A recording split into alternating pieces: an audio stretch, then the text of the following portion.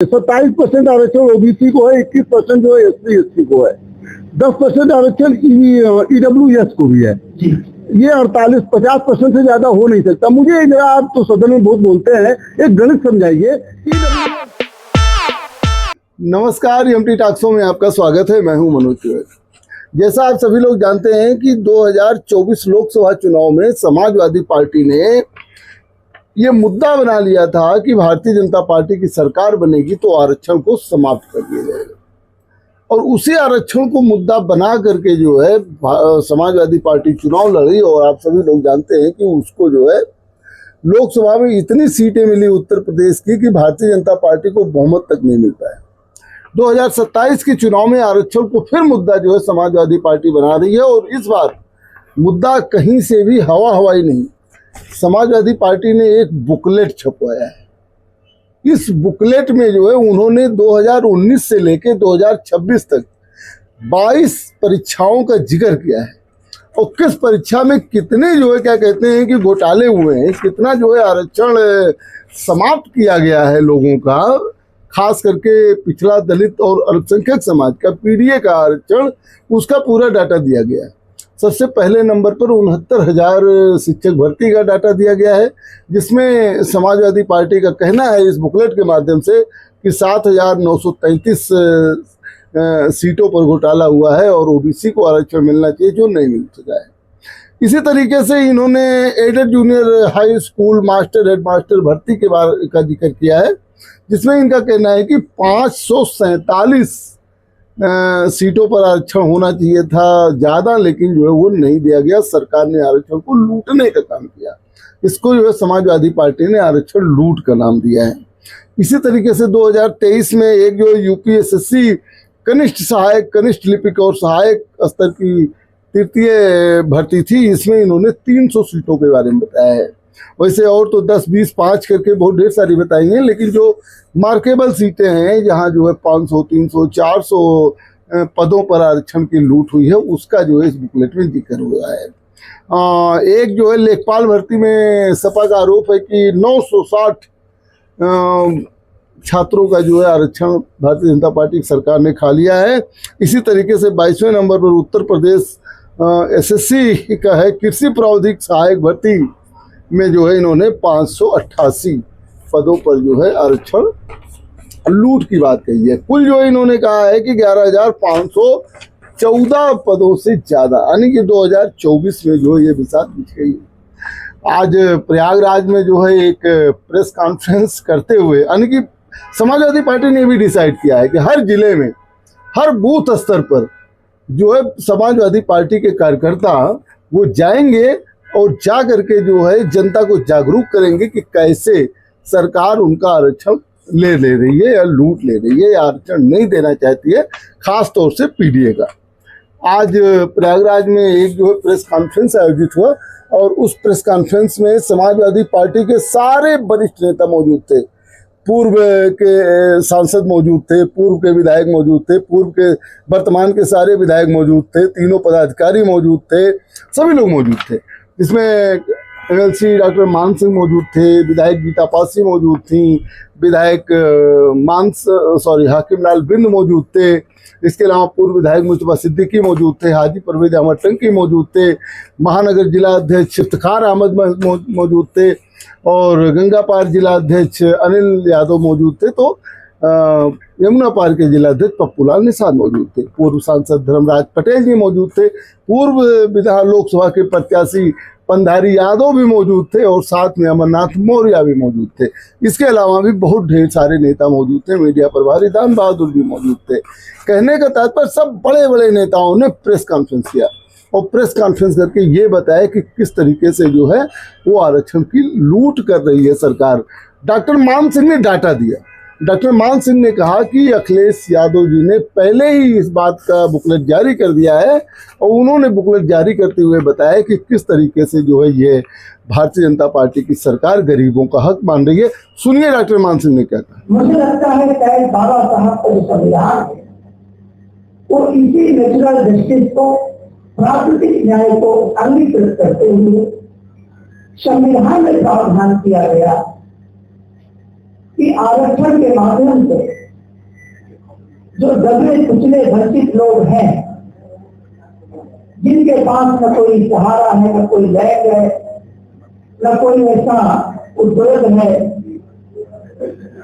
तो ये प्रावधान किया गया कि कुछ उनको अतिरिक्त सहायता दे करके समाज में सांस चलने के लिए उनको भी आगे लाया जाए। लेकिन भारतीय जनता पार्टी जब से सत्ता में आई है, लगातार संवैधानिक संस्थाओं का समूल नाश करने पर तुली हुई। आज जाहिर सी बात है, आप लोगों के माध्यम से, न्यूज चैनल के माध्यम से ये बातें सार्वजनिक हैं। 21,000 तक 69,000 शिक्षक भर्ती के जो अभ्यर्थी थे, उनको मानसिक टार्चर किया गया और सरकार उनके पक्ष में न खड़े होकर के केवल एक फॉर्मेलिटी कर रही है। और इसके बारे में जो चौंकाने वाला तथ्य यह रहा कि खुद इनके द्वारा जो गठित राज्य पिछड़ा वर्ग आयोग है, उसने कहा कि इसमें भारी चोरी गई है और आरक्षण पर घोटाला हुआ। पत्रकारों को संबोधित करते हुए गंगा पार के जिला अध्यक्ष अनिल यादव ने भी सेम यही बात कही है।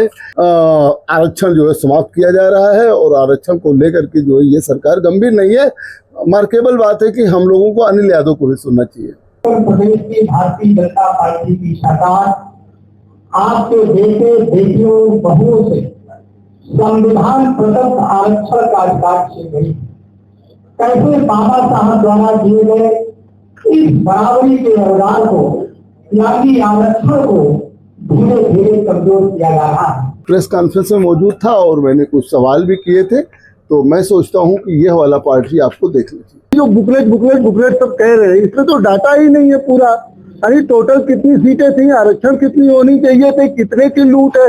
जैसे अभी देखिए आपने लिख दिया कि 4 नंबर, 1 मिनट सुन लीजिए, 4 नंबर पे लिख दिया कि 547 सीट की लूट हुई। आप 5,000 लिख दीजिए।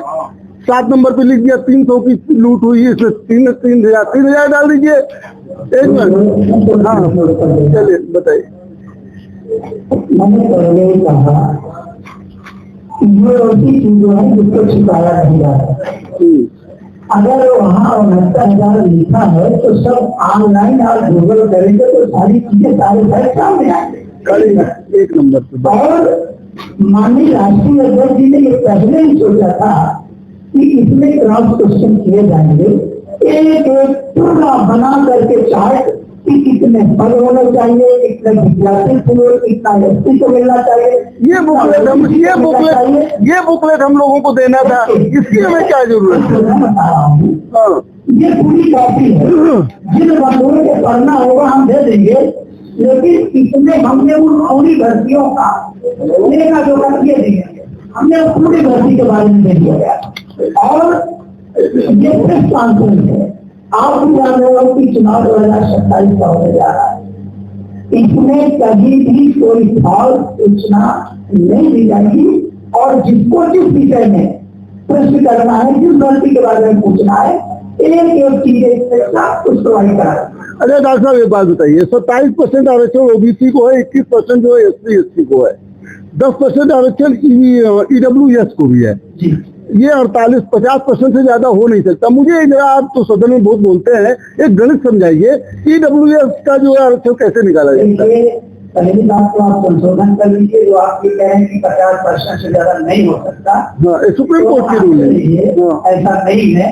तमिलनाडु में अमेंडमेंट करके संविधान में 9वीं अनुसूची में, और शायद ये आप लोगों की जानकारी नहीं होगा कि जब कोई भी कानून बनता है, अगर वो विवादित है, सरकार चाहती है कि इसका जुडिशियल रिव्यू ना हो, यानी कि नॉन जुडिशियल रिव्यू अगर होना है तो उसको अमेंडमेंट करके 9वीं अनुसूची में डाल दिया जाता। आज लगभग 250 से 300 ऐसे वाद हैं जो नौवीं सूची में डाल दिए गए। आपने कहा कि 50% से ज्यादा आरक्षण नहीं हो सकता, तो मैं आपको बता दूं कि ये जो प्रावधान किया गया था ये साधारण रूप में किया गया। तमिलनाडु में आप देखिए लगभग 69,000 आरक्षण, अपने उत्तर प्रदेश में ये बाध्यता तब खत्म हो गई जबकि EWS का 10% आरक्षण और दिया गया। तो अब आप अगर जोड़ेंगे तो 27 प्लस 59% होगा। तो 50% अरे नेताजी 50% की सीमा को प्राप्त करें। और बोलिए सर पश्चात एक सवाल होता मेरा, अनुच्छेद 32 और 224 का काहे 26 का काहे नहीं इस्तेमाल किया? अगर हक मारा जा रहा है तो, अगर आपने का हक मारा जा रहा है तो अनुच्छेद 32 और अनुच्छेद 226 का काहे नहीं इस्तेमाल किए? देखिए बहुत अच्छा क्वेश्चन आता है, इसमें संवैधानिक टेक्निकल उसमें नहीं जानना चाह रहा था, लेकिन अगर आप पिक्चर में चला जाऊंगा, आर्टिकल 13 पहला DSC सेक्शन कहता है कि कोई भी कानून, एक्ट, बाईलॉज को मूल अधिकारों को सीमित नहीं कर सकता। ठीक है, इस तरीके से कुछ हद तक आर्टिकल 368 की सीमाओं को भी बांध दिया गया। इन बातों को लेकर के जितने अभ्यर्थी हैं वो अगर रिट कर रहे हैं, सुप्रीम कोर्ट जा रहे हैं, तो आप ये कैसे तय कर दिए कि आर्टिकल 32 के द्वारा वो नहीं है? ये गए हैं तभी तो ये चीजें लगातार सुनवाई में सुप्रीम कोर्ट में चल रही है। अगर वो नहीं गए होते आर्टिकल 13 या 32 के तहत, तो कोई एक्सरसाइज जुडिशियल एक्सरसाइज क्यों? एक सवाल मेरा और है, क्या उत्तर प्रदेश में 2027 में अगर सपा की सरकार बनती है तो 2027 में अगर सपा की सरकार बनती है तो क्या ये 2200 जो परीक्षाएं हैं इनको रद्द करके दोबारा आवंटन होगा? देखिए, उत्तर प्रदेश की सरकार समाजवादी पार्टी जैसे ही बनाई, समाजवादी पार्टी के राष्ट्रीय अध्यक्ष माननीय अखिलेश यादव जी कि पहले ही कह चुके हैं कि पीडीए के साथ जो नाइंसाफी की गई है, वो चाहे आरक्षण हो, चाहे कानूनी रूप से हो, चाहे जहां हो, उनके साथ पूरी तरीके से न्याय किया जाएगा। और जहां जो भर्तियों में गड़बड़ी की गई है उन भर्तियों को भी क्लियर करने का काम तो समाजवादी पार्टी के राष्ट्रीय में माननीय अखिलेश। तो आपने देखा कि सपा के सारे नेता मंच पर मौजूद थे और सपा के नेताओं ने एक सुर में यही बात कही कि जिस तरीके से भारतीय जनता पार्टी नौकरियों में पीडीए का आरक्षण लूट रही है, इसको जनता तक पहुंचाना बहुत जरूरी है। जब तक जनता तक नहीं पहुंचाया जाएगा तब तक जनता जागरूक नहीं होगी, तब तक जो है भारतीय जनता पार्टी का असली चेहरा जो है वो सामने नहीं आएगा।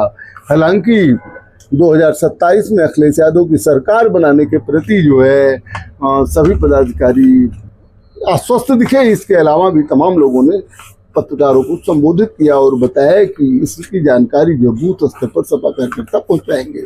हालांकि सपा जो है इस समय चुनावी राजनीति में पूरी तरीके से आ चुकी है और 2024 की तरह आरक्षण को मुद्दा बनाना जो है वो नहीं छोड़ेगी। देखने वाली बात होगी कि इसका क्या इम्पैक्ट होगा और जो है क्या इसका लाभ होगा समाजवादी पार्टी को। देखते रहिए एमटी टॉक शो। बहुत बहुत धन्यवाद।